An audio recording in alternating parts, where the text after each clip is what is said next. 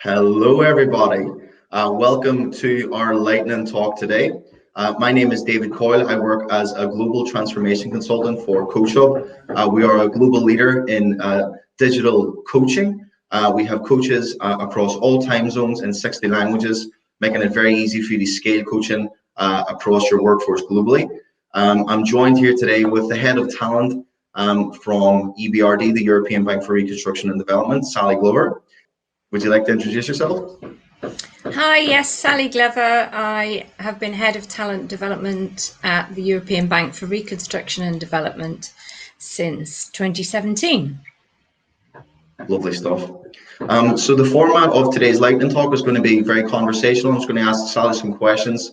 They share some insights around what's been going on within Ebrd. Some topics around well-being, improving collaboration at a distance, and obviously as well, women in leadership, which is a very hot topic for a lot of organizations at the moment.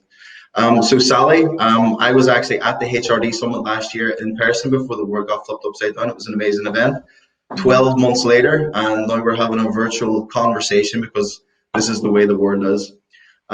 So thinking back and reflecting over the past 12 months, if you can maybe share if there's been any accelerators to your digitalization strategy as a result of the pandemic.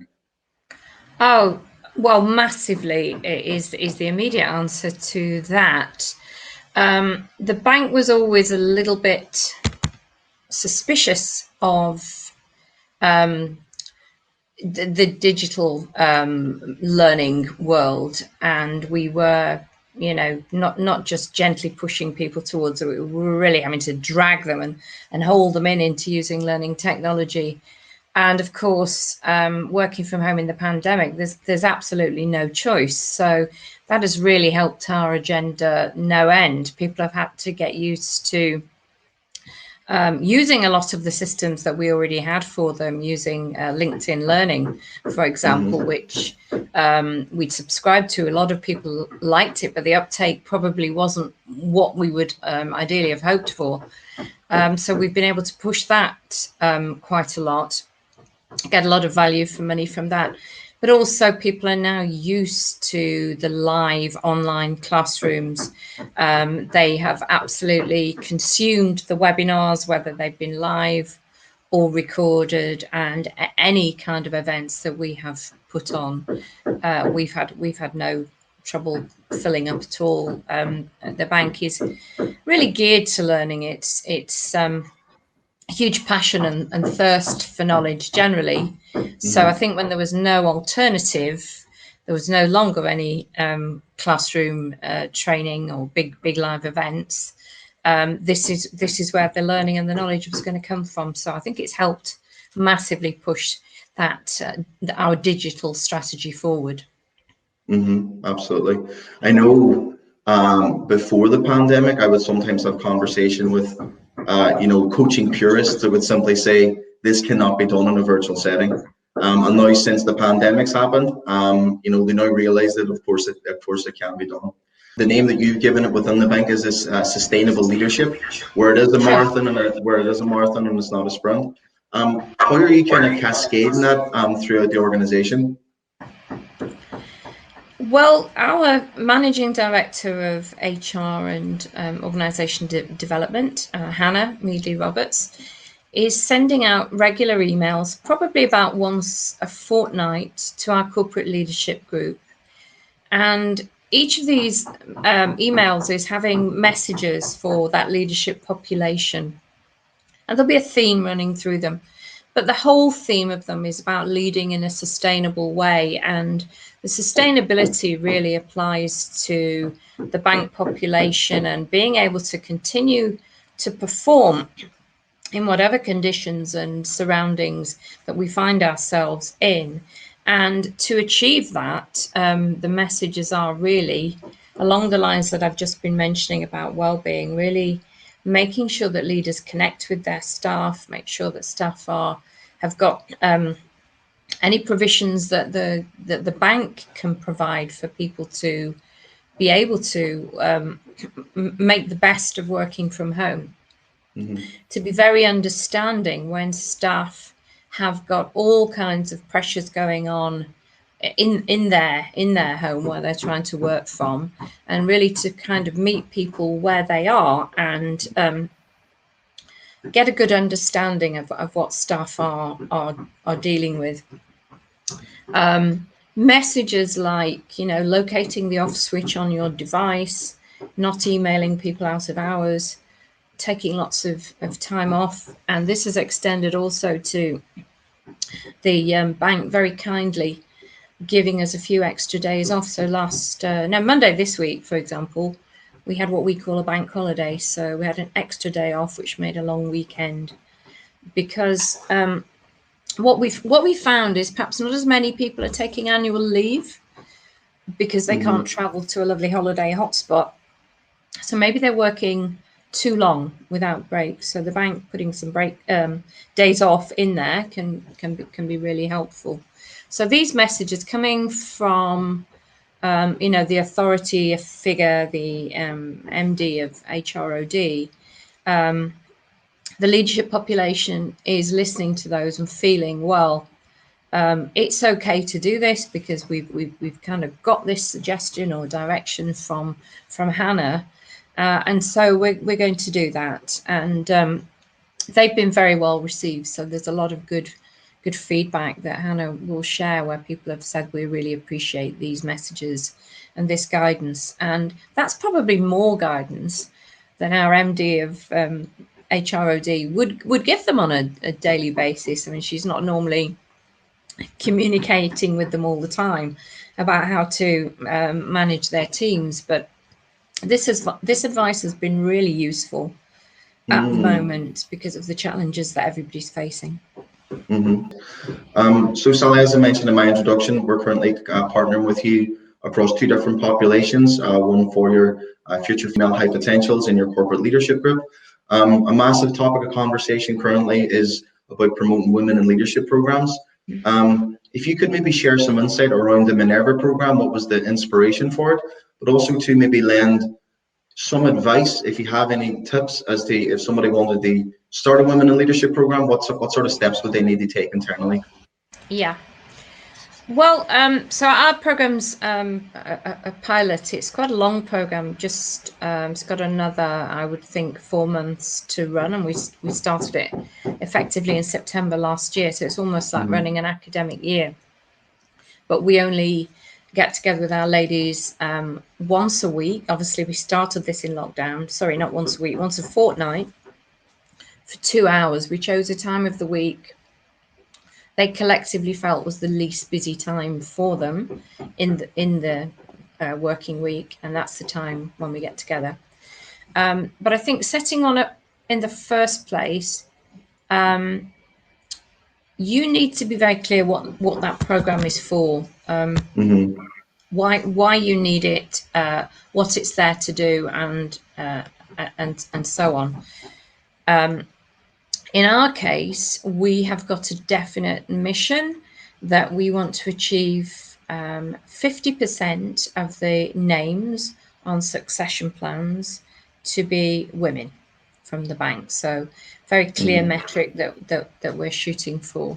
We're not there yet, but we're hoping that programs like Minerva will help us. So be very clear who the population is you're aiming at and what you want it to achieve. Now, we focused on high-performing, high-potential women. So the people who are doing a great job and the people that we expect to be progressing through the organization.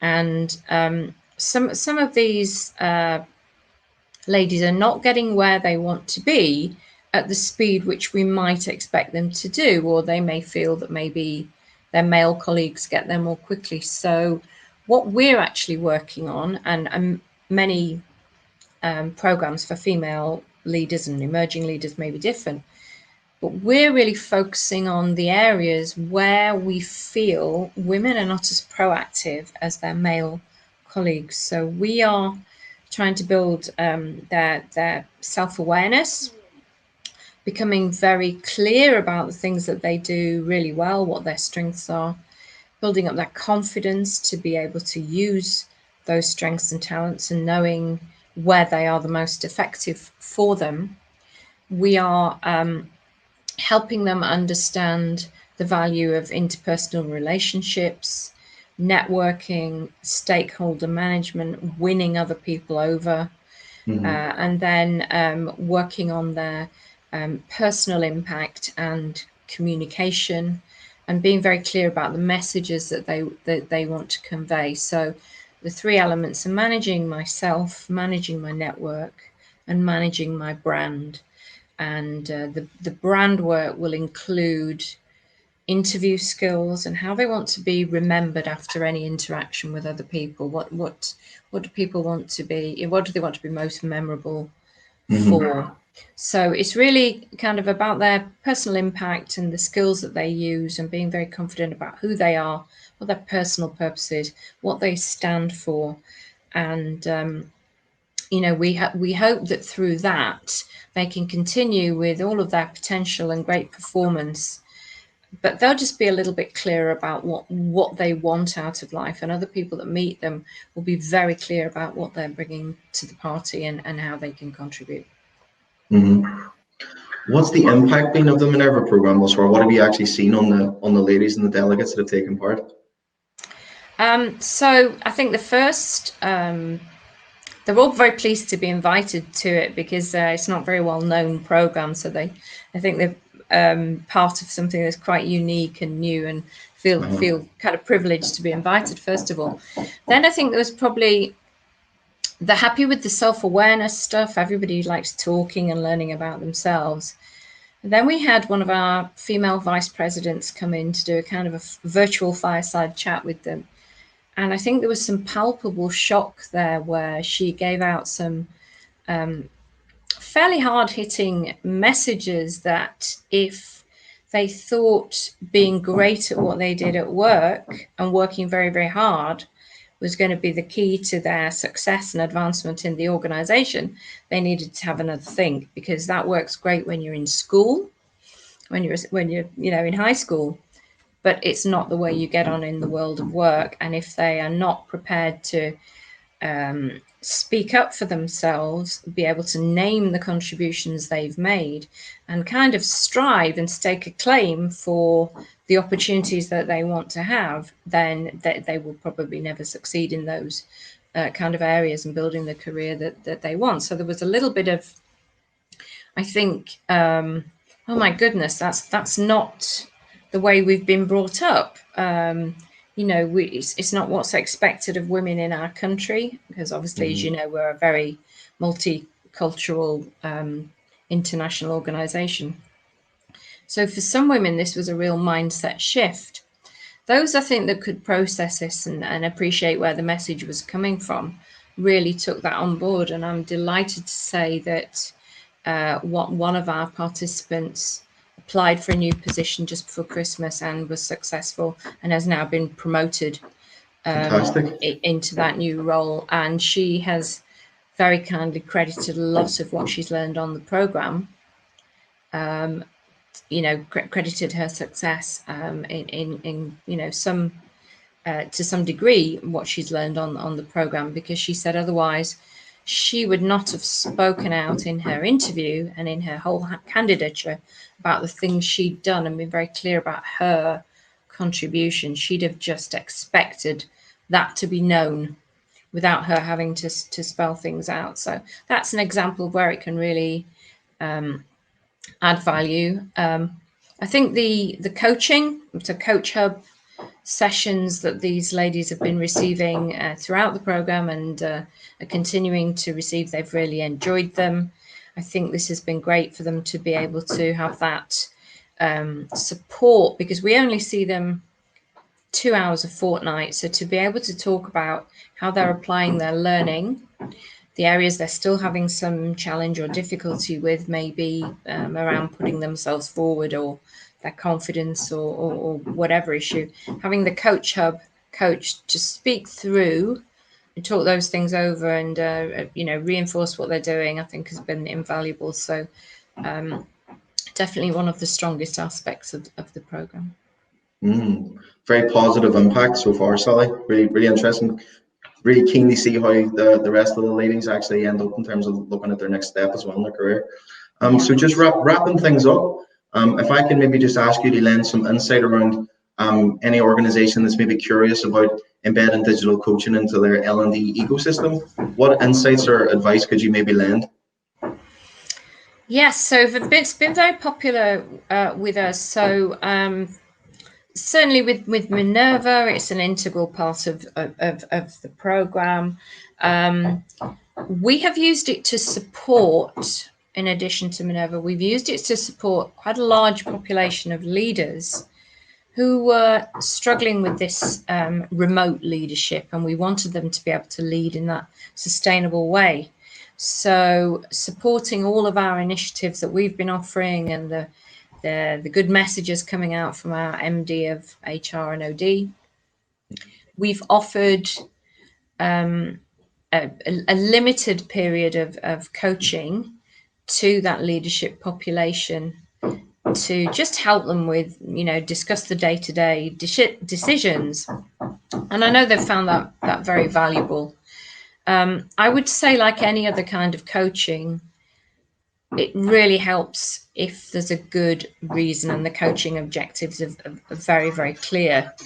I think you can probably certainly waste a big chunk of time at the start of any coaching program, and CoachHub is no different, if the coachee turns up and doesn't know what they want to be discussing with the coach, what they want to be working on, what their personal areas of development are. Mm-hmm. So I would certainly spend some time, if you want to offer this with any population, getting them thinking about, if you were lucky enough to have a coach provided, a digital coach, what would be the areas that you'd like to work on, and get them to discuss that with their line manager or mentor or whatever, so they know and they can absolutely maximize every bit of time that they spend with the coach.